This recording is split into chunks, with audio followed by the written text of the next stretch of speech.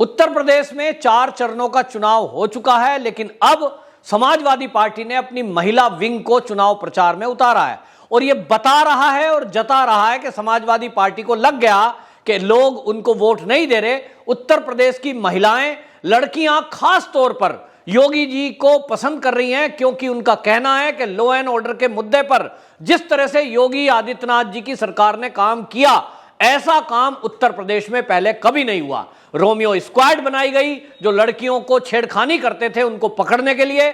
इसी तरह लव जिहाद पर सख्त कानून बनाया गया और इन सबको देखते हुए जो महिलाएं हैं वो कहती हैं कि सुरक्षा अहम मुद्दा है और इस मुद्दे पर उत्तर प्रदेश की महिलाएं, लड़कियां, युवा वोट कर रहे हैं योगी आदित्यनाथ को। और इसीलिए शायद अखिलेश को लगा होगा कि महिला वोट सारा बीजेपी को जा रहा है और अब वो चुनाव हार रहे हैं, शायद महिला विंग को उतार कर कहीं वोट मिल जाए। लेकिन जो उन्होंने अपनी महिला विंग मैदान में उतारी उसमें वो लेकर आए जया बच्चन को, जो कि समाजवादी पार्टी से सांसद है।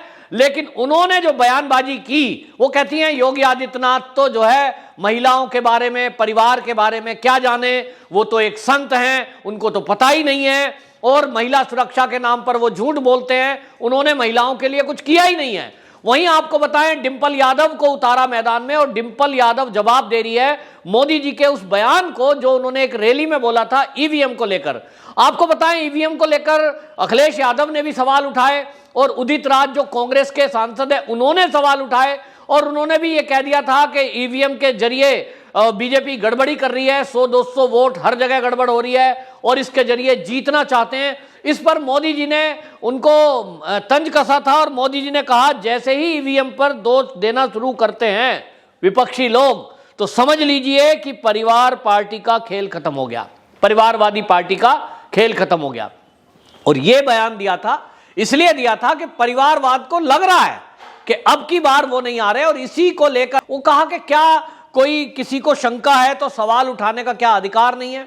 डिंपल यादव इस तरह के सवाल उठा रही है, लेकिन सवाल तो यह है कि ईवीएम जिसके बारे में पहले कई बार चर्चा हो चुकी, उसकी कई तरह से चेकिंग हो चुकी, उसमें कोई खामी नहीं है, तो बार बार उसका मुद्दा क्यों? ये देखने में आया जब सत्ता में कोई हारने लगता है राजनीतिक दलों में वो ईवीएम पर सवाल उठाता है और ये समाजवादियों ने शुरू कर दिया है। तो अब डिंपल यादव मैदान में उतरे या जया बच्चन उतरे या कोई और भी आ जाए, ये उनको समझना चाहिए कि महिलाओं की पहली पसंद भारतीय जनता पार्टी है।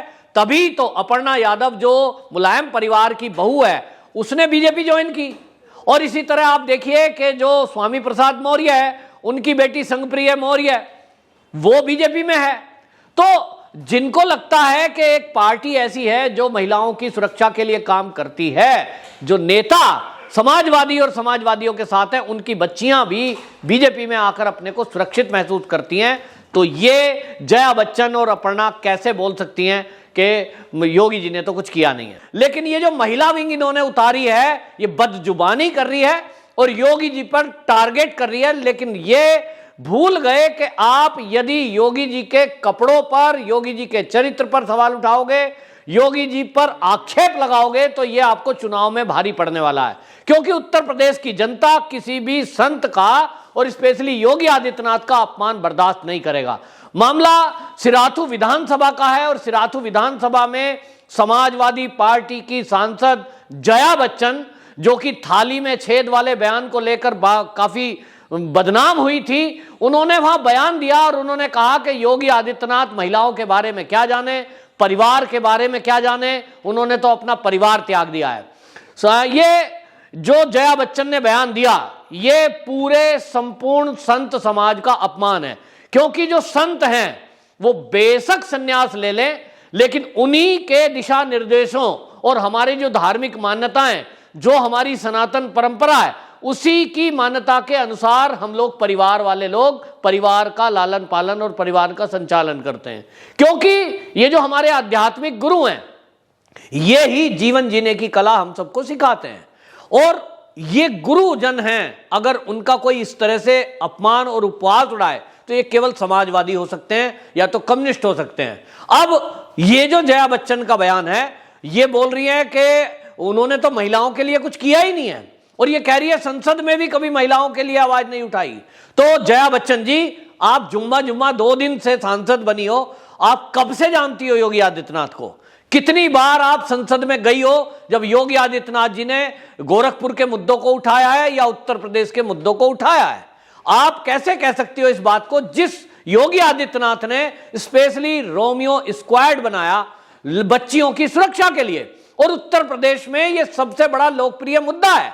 आप उत्तर प्रदेश की किसी भी बच्ची से पूछो जो कॉलेज और स्कूल जाती होगी, वो अगर वोट डालने योग्य हुई है तो वो पहला मुद्दा ये कहती है कि लॉ एंड ऑर्डर के मुद्दे पर, और जो योगी जी ने बच्चियों की सुरक्षा के लिए कानून सख्त बनाए उसके आधार पर हम योगी जी को चुनने जा रहे हैं, वोट देने जा रहे हैं। तो जमीनी हकीकत से समाजवादी पार्टी के लोग ये बहुत दूर हैं, इनको जमीनी हकीकत पता नहीं है। पता होता तो इनको पता होता कि योगी आदित्यनाथ जी ने जितने विकास किए हैं, जो योजनाएं उत्तर प्रदेश में वो लेकर आए वो अलग हैं। उसके अलावा सबसे ज्यादा अगर योगी जी लोकप्रिय उत्तर प्रदेश में हैं तो वो महिलाओं की वजह से, क्योंकि महिलाओं ने सुरक्षा के मुद्दे पर एक तरफा वोट योगी आदित्यनाथ को किया है। समाजवादी पार्टी में तो रेप के विक्टिम्स के बारे में यह कह दिया जाता था कि बच्चे हैं तो बच्चों से गलतियां हो जाती हैं।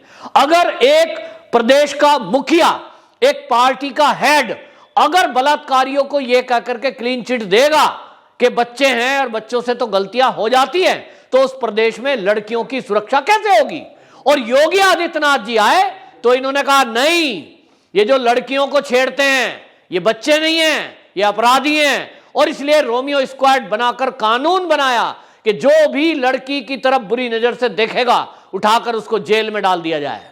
यहां तक कि जो लव जिहाद करेगा उसको पकड़ करके कड़ी सजा दी जाए, और ऐसी सजा दी जाए कि वो 7 बार सोचेगा। इसी तरह उन्होंने जो बलात्कारी हैं, जो अपराधी हैं, उनकी संपत्ति जब्त तक करने का कानून बनाया, जिसकी वजह से योगी आदित्यनाथ के भय की वजह से ये जो लड़कियों को छेड़ने वाले रोमियो सड़क पे खड़े होते थे ये कहीं दिखाई नहीं देते। और इसलिए उत्तर प्रदेश की महिला या उत्तर प्रदेश की लड़कियां वो सबसे पहले इस बात को रखती हैं, जब कोई पूछता है कि आप किस आधार पे वोट डालने जा रही हो, तो वो कहते हैं law and order. Yogi ji ने महिलाओं के लिए, सुरक्षा के लिए बहुत काम किया है। बच्चियां कहती हैं कि अब हमारे स्कूल कॉलेज के बाहर ये लड़के खड़े नहीं होते जो फफ्तियां कसा करते थे। तो आप सवाल उठा रही हो, आप कहती हो योगी जी को तो पता ही नहीं है। योगी जी को वो सब पता है जो आप नहीं जानती। और आप तो जो नशाखोरी की बात सामने आई थी, और जब संसद में गोरखपुर के सांसद रवि किशन ने जब ये मुद्दा उठाया था कि बॉलीवुड के अंदर जिस तरह से नशाखोरी और नेक्सस हो रहा है उसमें हमारे देश के युवा बर्बाद हो रहे हैं, तब आपने रवि किशन को क्या कहा था? ये थाली में छेद करने वाले लोग हैं। क्यों? क्या अपराध के विरुद्ध बोलना ये गलत है? क्या इस देश के युवाओं को नशे में धकेल दिया जाए ये सही है? तब आपको पूरे भारत ने नहीं, दुनिया ने घेरा था कि आप उन लोगों का पक्ष तो ले रहे हो जो नशे में लिप्त हैं या जो नशे के कारोबारियों से कोई ना कोई डायरेक्ट इनडायरेक्ट इन्वॉल्व है, उनके पक्ष में खड़ी हो गई। आप जो है अपराधियों के साथ खड़ी हो गई। और इसलिए आप ये उत्तर प्रदेश में आकर बयान दें कि मैं तो उत्तर प्रदेश की बहू हूं, मैं तो जो वो अमिताभ बच्चन है जी, वो छोरा गंगा किनारे वाला, ये सब डायलॉग अब उत्तर प्रदेश में चलने वाले नहीं। आप कितना भी कुछ कर लीजिए, आप अपना महाराष्ट्र में प्रचार प्रसार करिए, शिवसेना और एनसीपी के लिए प्रचार करिए।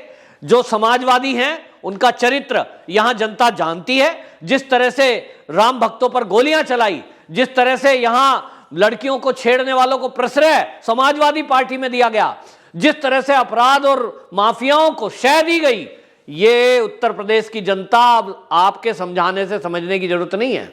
सबको पता है, सब जानते हैं, बच्चियां भी जानती हैं कि उनके लिए कौन सुरक्षित है, कौन सरकार सुरक्षित है। और इसलिए आपकी समाजवादी सरकार जब थी उत्तर प्रदेश में तो लोगों को मरने के लिए छोड़ दिया, लोगों की जमीनों को जबरदस्ती कब्जा कर लिया गया, आतंकवादियों से केस वापस ले लिए गए। मरने को छोड़ दो, बम ब्लास्ट करे और बम ब्लास्ट करने वालों को फिर से छोड़ दो ताकि वो और बम ब्लास्ट करें। ऐसी सरकार चाहते हो क्या आप? उत्तर प्रदेश की जनता तो ऐसी सरकार नहीं चाहती।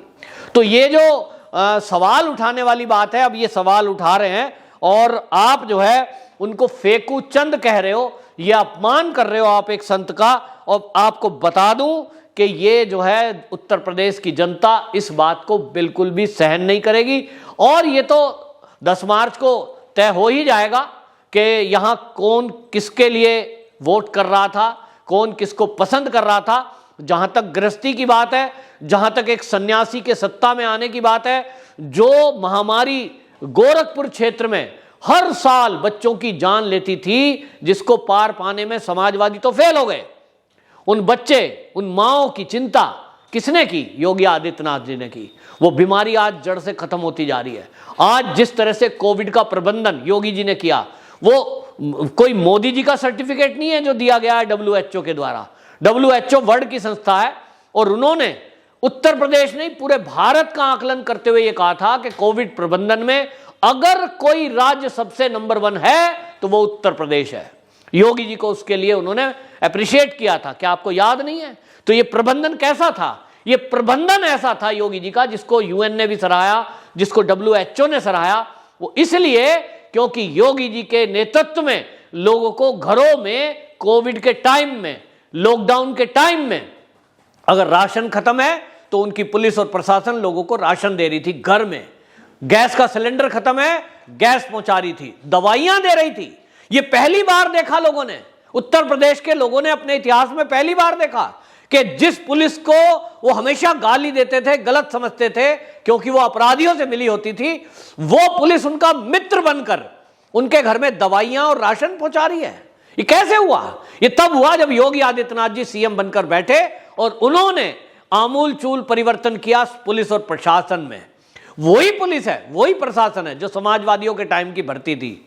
लेकिन एक मुखिया के बदलने से किस तरह से माहौल बदलता है, ये बदल करके योगी आदित्यनाथ जी ने दिखाया। और आज इसलिए उत्तर प्रदेश की जनता की पहली पसंद योगी आदित्यनाथ है। और इसीलिए आपको बताएं, मजदूर, गरीब जो लोग हैं, महिलाएं हैं, लड़कियां हैं, उनको अगर पूछा जाए तो आप पूछिए, गरीब कहता है कि मुझे महीने में 2 बार जो राशन मिला, और वो भी पूरा 5 किलो चावल है, 5 किलो गेहूं है तो 5 ही मिला, उसमें कटौती नहीं हुई। पहले की सरकारों में, मेरे पास में एक राशन डीलर है मेरे घर के पास, वो बताते हैं, खुद बताते हैं कि भैया 5 किलो में 3 किलो देते थे। वो जो 2 किलो कट मारते थे ना, वो जो हमारे ऊपर के अफसर आते थे उनको पैसा देना पड़ता था। बाजार में बेचना हमारी मजबूरी थी। लेकिन आज की डेट में जो राशन तय है उतना ही मिलता है, जितने लोगों के लिए तय है उतने ही लोगों को मिलता है। ऐसा नहीं है कि फर्जी राशन कार्ड बन गए, फर्जी लोगों को भर दिया गया, दुकान पे चला गया, कुछ नहीं। बायोमेट्रिक पहचान लगाओ, उसके बाद आपको राशन मिलेगा। ये योगी आदित्यनाथ जी के नेतृत्व में जो उत्तर प्रदेश को उन्होंने दिया, ये एक संत ही दे सकता है। बिना रिश्वत के नौकरी, बिना पक्षपात के सबको राशन, मकान, शौचालय, गैस। आपकी सरकारों में जरूर जाति और धर्म देखकर लोगों की मदद की गई। एक योगी, एक संत इस तरह का राज चला रहा है, जिसपे ये आपने सवाल उठाया, ये आपको बड़ा भारी पड़ने वाला है, क्योंकि किसी भी संत का अपमान सनातनी लोग नहीं सहेंगे। वंदे मातरम।